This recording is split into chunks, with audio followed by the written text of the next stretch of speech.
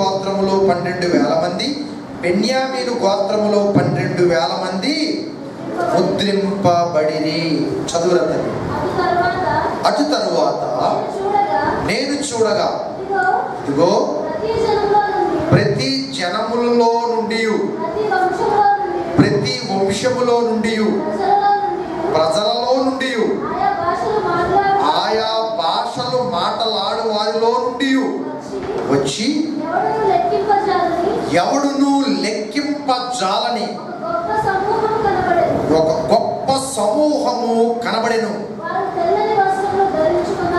వారు తెల్లని వస్త్రములు ధరించుకున్న వారై ఖర్జూరపు మట్టలు చేత పట్టుకొని అమ్మా సింహాసనము ఎదుటను గొర్రె పిల్ల ఎదుటను నిలువబడి సింహాసనాసీనుడైన దేవునికిని గొర్రె పిల్లకును మా రక్షణకై స్తోత్రమని మహాశబ్దముతో ఎలుగెత్తి చెప్పి. ఆమె చెప్పండి. ఆమేన్. హల్లెలూయా, హల్లెలూయా.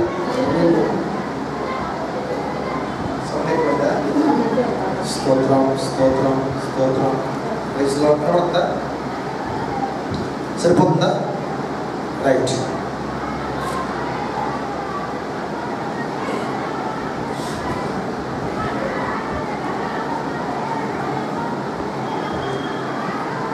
మూడే విషయాలు మీకు ముందు పెడతాను. యేసుక్రీస్తు ఈ లోకమును ప్రేమించి వచ్చారు. ఆమె చెప్పండి. ఈ రెండు చేతులు వెనక్కి. యేసుక్రీస్తు అసలు లేడీస్ వైపు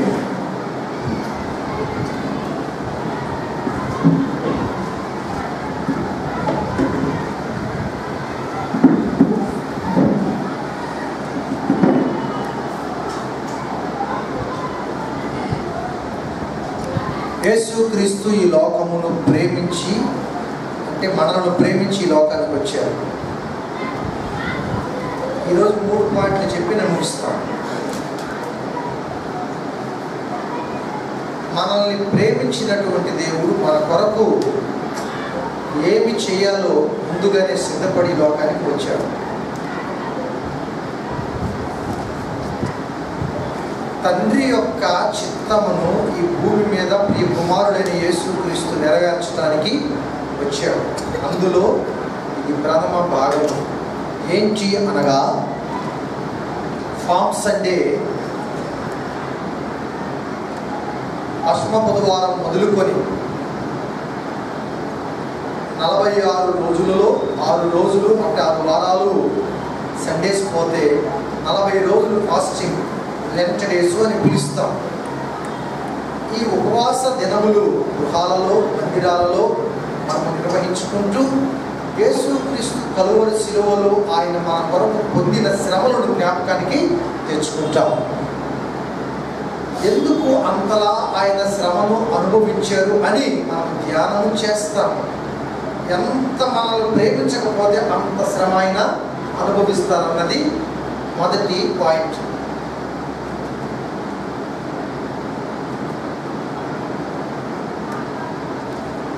మధు సతీమణి పేరు ప్రసన్న. నా భార్య సుసన్న ముందుగా వెళ్ళారు. నాకు ఫోన్ చేస్తే నేను కూడా వెళ్ళాను. నాకు ప్రార్థన చేయమని పాస్టర్ గారు చెప్పారు. ప్రార్థన చేయమని చెప్పినప్పుడు అప్పటికే డాక్టర్లు గారు, ఎందుకు నువ్వు ఇలా జడిపించేస్తున్నావు, విపరీతంగా నొప్పులు వస్తున్నాయి, కంగారు పడుతుంది, కంగారు పడుతుంది. అవునమ్మా, కంగారు పడుతుంది అంటే తనకు విపరీతమైన నొప్పులు వస్తున్నాయి, తట్టుకోలేని నొప్పులు వస్తున్నాయి, కంగారు పడుతుంది, అందరినీ భయపెట్టేస్తుంది. నాకు పాస్టర్ గారు ప్రార్థన చేయమన్నప్పుడు తనకి చెప్పాను, నేను యేసు రక్తం చేయం, శిలువ రక్తం చేయమని కొడుకు. తర్వాత నీ కొడుకు పుట్టిన తర్వాత, బాబు పుట్టిన తర్వాత బాధలు మర్చిపోతావు చూసి అన్న.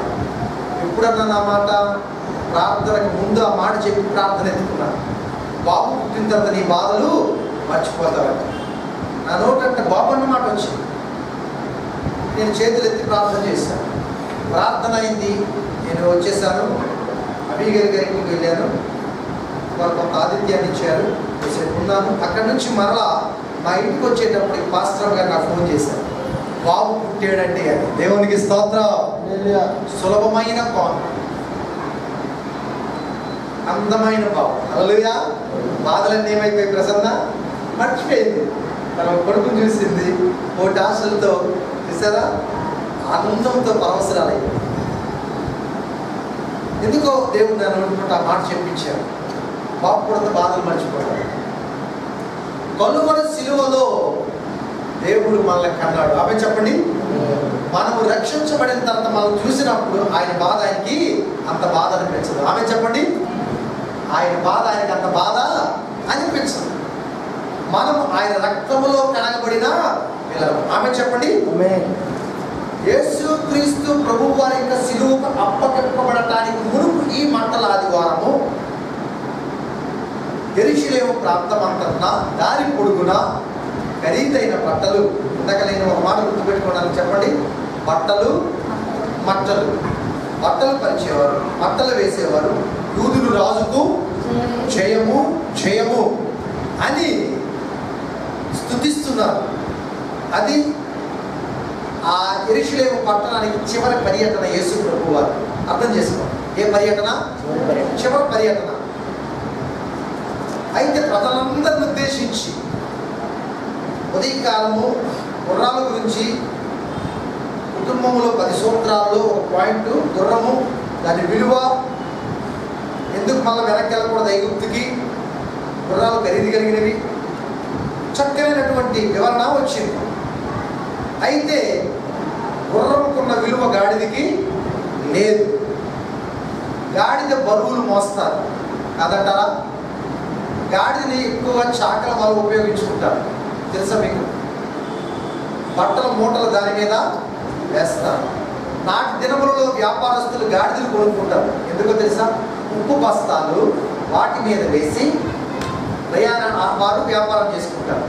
అరకు సైడ్ వెళ్ళండి, గాడిదకి ఇటువంటి ఇటుకలు వేసి ఇల్లు కట్టుకున్నప్పుడు కింద నుంచి, మీరు ఆ దృశ్యం చూసారో లేదో నాకు తెలియదు, నేను చూసాను. నాకు అలా నేను, ప్రభాకర్ తమ్ముడు, జాన్సన్ మేమందరం వెళ్తున్నప్పుడు, జాను వెహికల్లో వెళ్తున్నాం, గెస్ట్ హౌస్ వాడే దాటుతాం, అరకు నుంచి వెళ్తున్నాం మేము. ఆ కొండకి గాడిద ఇటువైపు జాలులా ఉంది, ఇటుకు బిడ్డలు, ఇటొక 10 ఇటొక 10 అది మోసం ఎక్కి వెళ్తా ఉంటుంది. అంటే గాడిద బరువుని మోస్తాది.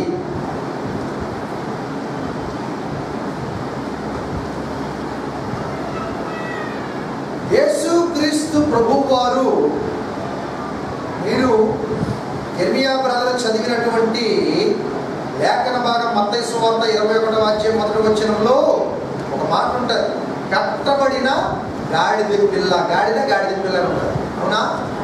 దానిని అంతకుముందు ఎవరు కూడా వాడుకోలేదు. అది విప్పుకురండి, ఎవరైనా అడిగితే అది నాకు కావాలని చెప్పండి అని యేసు ప్రభువు వారు శిష్యులకు చెప్పినప్పుడు వారు వెళ్తే అలాగ అడుగుతారు. ఆ గాడిద మీద అంతకుముందు ఎవరు ఎక్కలేదు. ఆ గాడిద దీనత్వమునకు సూచన. ఆమె చెప్పండి. రాజులకు రాజు, ప్రభువులకు ప్రభువు, పరిశుద్ధుడైన దేవుడు, లోక రక్షకుడు, శాంతి ప్రదాత, రథము మీద వెళ్ళవలసిన వాడు, సింహాసనం మీద ఉండవలసిన వాడు, గుర్రముల పైన పయనించగలిగిన వాడు, విలువలేని గాడిదని ఎంచుకున్నాడు. ఆమె చెప్పండి. ఇదిగో తెలుసా, నమ్మిన వానికి సిలువ విలువనిస్తాను. ఆమె చెప్పండి. నమ్మిన వానికి సిలువ విలువనిస్తాది. గాడిద మీద ఎక్కడ చదువుతామో తెలుసా? జకర్యా గ్రంథము 9వ అధ్యాయము 9వ వచనములో సహోదరి చదివింది. మరలా మాట చదువుతారా?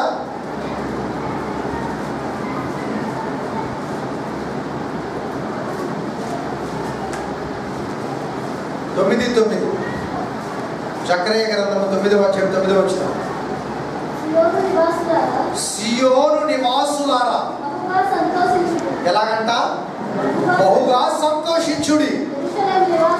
యెరూషలేములో నివాసం ఉంటున్న ప్రజలారా ఉల్లాసముగా ఉండుడి. ఒకటోది, యేసు ప్రభు నీ రాజు నీతిపరుడును రక్షించేవాడును. ఎలాంటి వాడమ్మా? దీనుడనై, ఎస్, గాడిద పిల్లను ఎక్కి నీ వద్దకు. ఇక్కడ ఏమి నేర్చుకోవాలో తెలుసా? యెరూషలేము నివాసులు అందరూ కలిసి దాని పొడుగును బట్టలు వేశారు, మంటలు పరిశారు. యూదుల రాజుకు జయము అంటున్నారు. సింహాసనం ఎక్కడానికి ఆయన వెళ్ళట్లేదు. ఏది ఎక్కడానికి వెళ్తున్నాడు? తర్వాత సిలువను ఎక్కడానికి వెళ్తున్నాడు. అయితే నీ రాజు నీతిపరుడు. మన రాజు ఎలాంటి వాడు చెప్పండి? నీతి కలిగినటువంటి వాడు మన పట్టణానికి వస్తున్నాడు. ఏ పట్టణం అది? యెరూషలేము పట్టణము. అక్కడ ఇళ్లలో ఉన్న వాళ్ళందరూ యూదుల్లోకి వచ్చేస్తున్నారు. యేసు ప్రభు వారు మన పట్టణానికి వస్తున్నారని ఉల్లాసించి సంతోషించి గాడిద పిల్ల మీద ఆయన ఊరేగి వస్తున్నప్పుడు శిష్యులు ఉన్నారు, సైనికులు ఉన్నారు, అనేక మంది ఉన్నారు. ప్రజలు చెబుతూ ఉన్నారు, నీతిపరుడైన రాజుకి ఏం కలుగును గట? జయము కలుగును, జయము జయము మహారాజా అని నినాదాలు సునాదాలు వారు చెబుతూ దేవుణ్ణి ఆశతేర ఆరాధించి మహిమపరుచుచూ వస్తున్నారు. అయితే ఆ చివరి పర్యటన ఆ యెరూషలేము పట్టణానికి రక్షణ వార్త చెప్పడానికి వచ్చాడు. ఆమె చెప్పండి, ఏ వార్త? అక్కడ ఉందా మాట, రక్షకుడు అని. ఆమె చెప్పండి, ప్రజలను యెరూషలేము, అందుకే యెరూషలేము క్షేమం కొరకు మనం ఏం చేయాలా? యెరూషలేములో వారు నశించి నరకానికి వెళ్ళటము దేవునికి ఇష్టము లేదు కనుక యెరూషలేము ప్రజలకి ఏ వార్త చెప్పడానికి యేసు ప్రభువు వస్తున్నారు? రక్షణ వార్త. ఆమె చెప్పండి, ఏ వార్త అండి? రక్షణ వార్త. కావున రక్షణ వార్త, రక్షణ వార్త. అందుకే ఇళ్లలో ఉన్న వాళ్ళందరూ చేస్తున్నారు. యేసు ప్రభువు చూడటానికి, ఆయన మాటలు వినటానికి. క్రీస్తు నందు నా ప్రియమైన వారులారా, ఆయన రాజు అయ్యుండి, ప్రభు అయ్యుండి, నీతిపరుడు అయ్యుండి దీనుడిగా వస్తున్నాడు. ఆమె చెప్పండి, గాడిద దీనత్వమునకు సూచన. నేనంటాను ఇక్కడ యేసయ్యను మోసిన గాడిద ధన్యజీవి అయిపోయింది. ఆమె చెప్పరా? ఎవరిని మోసింది? ఎవరిని మోసింది? యేసయ్యని, అంటే రక్షకుడిని. ఆ గాడిద రక్షించబడ్డారు. దేవుని స్తోత్రం. ఎవరైతే సిలువను మోస్తారో వారు రక్షించబడతారు. ఆమె చెప్పండి, వారు మారు మనసు పొందుతారు, వారి పాపాలు క్షమించబడతాయి. బైబిల్లో ఉన్న మర్మం ఏంటంటే, అనుదినము నా సిలువను ఎత్తుకొని నన్ను వెంబడించండి. సిలువ విలువగా, సిలువలో రక్షణ ఉంది, సిలువలో పాప క్షమాపణ ఉంది, సిలువలో నెమ్మది ఉంది, సిలువలో శాంతి ఉంది. పాపమును జయించాడు సిలువలోని. ఆమె చెప్పండి, పాప పులులు విరిసేస్తాడు. ఓ మరణమా, నీ ముళ్ళు ఎక్కడ? మరణపు ముళ్ళుకున్న, మరణానికి ఉన్న బలం ఏంటంటే ధర్మశాస్త్రం. ధర్మశాస్త్రమును జయించాడు, మరణపు ముళ్ళు విరిచేశాడు. అందుకు సిలువను ఎవరైతే, వాక్యమును ఎవరైతే మోసుకొని వెళ్తారో ఆ వాక్యం వారిని రక్షిస్తారు. దేవుని స్తోత్రం. ఆ వాక్యం వారిని కాపాడతారు. ఆ వాక్యము వారికి నీతిపరులుగా చేస్తారు. ఆ వాక్యం వారిని దీనత్వములోనికి నడిపిస్తుంది. ఆమె చెప్పండి, సిలువ మరణం పొందినంతగా విధేయత చూపించాడు. అవునా? ఏ మరణం పొందినంతగా? సిలువ మరణము పొందినంతగా. ఇంకా సిలువకు అప్పగింపబడటానికి ముందున్న ఈ ఆదివారమే బట్టలు ఆదివారం. దాని పొడుగున మంటలు వేశారు, బట్టలు పరిశారు. యూదుల రాజుకు జయము. యెరూషలేములో ప్రతి ఒక్కరు ఎందుకు అలా చేయమన్నారంటే, ఆయనలో ఉన్నటువంటి ఆ గొప్ప సద్గుణము, ఆయనలో ఉన్నటువంటి ప్రేమ, ఆయనలో ఉన్న రక్షణ, ఆయనలో ఉన్న నీతి అందరూ తెలుసుకున్నారు గతంలో. ఇప్పుడు తెలుసుకోవడానికి చివరి రోజు ఏంటట? ఆయన పర్యటించే చివరి పర్యటన. అందుకు తండాలుగా ప్రజలు వచ్చారు, ఆయన మాటలు వింటున్నారు. నేనంటాను, ఒకవేళ గాడిద గురించి చెప్పవలసి వస్తే, ఎవరైనా పని చేయకపోతే గాడిద అని అంటారు. ఉపయోగం లేనివాడు, నీ వల్ల ఏ ఉపయోగమో అన్న మాట గాడిదని దేని కొరకు వాడతారు? కొంచెం కఠినంగా, మందలించడానికి. గద్దించడానికి. ఆ పదం వాడతారా లేదా? చెడగొట్టావు గాడిద అనే పాట లేదు అంటారు, అవునా? గాడిని ఉద్దేశించి మనిషిని ఏం చేస్తారు? తిడతారు, లేక మందలిస్తారు, కోపపడతారు. దానితో ఎందుకు పోలుస్తున్నట్టు? అది విలువ. నువ్వు కూడా పుట్టావు, పెరిగావు, పెద్దవు, కానీ నీ వల్ల మాకేమి విలువ, ప్రయోజనం, ఉపయోగము లేదు. నేనంటాను, గాడిద ఉప్పు బస్తాలు మోస్తుంది, గాడిద ఇటుకలు మోస్తుంది, గాడిద యేసయ్యను మోసింది, అయితే జీవైపోయింది. హల్లెలూయా. గమనించండి, ఇక్కడ క్రీస్తునందు ప్రియమైన దేవుని బిడ్డలారా, సాయంత్రపు ఆరాధనలో నేను మీకు ఒక మనవి చేస్తున్నాను. ఏంటో తెలుసా? ఆ మనవి జాగ్రత్తగా ఆలకించాలని ఇప్పుడు ప్రకటన గ్రంథంలోకి వచ్చి వాక్యాలను ముగించుకుందాం. 7వ అధ్యాయము, ప్రకటన గ్రంథం 7వ అధ్యాయం 8వ వచనం చూద్దాం. జబూలూను గోత్రములో 12,000 మంది, యోసేపు గోత్రములో 12,000 మంది, బెన్యామీను గోత్రములో 12,000 మంది ముద్రింపబడిరి. అటు తర్వాత ఇక్కడ దర్శనం, ఈయన యోహాను గొప్ప పద్మాస దీపములో ఉండి చూస్తూ ఉన్నాడు. అటు తర్వాత నేను చూడగా, ఇదిగో, ఇది అవసరం, ప్రతి జనములో నుండి, ప్రతి వంశములో నుండి, ప్రజలలో నుండి, ఆయా భాషలు మాట్లాడే వారిలో నుండి వచ్చి, ఎవడు లెక్కింపచాలని ఒక గొప్ప సమూహము కనబడెను.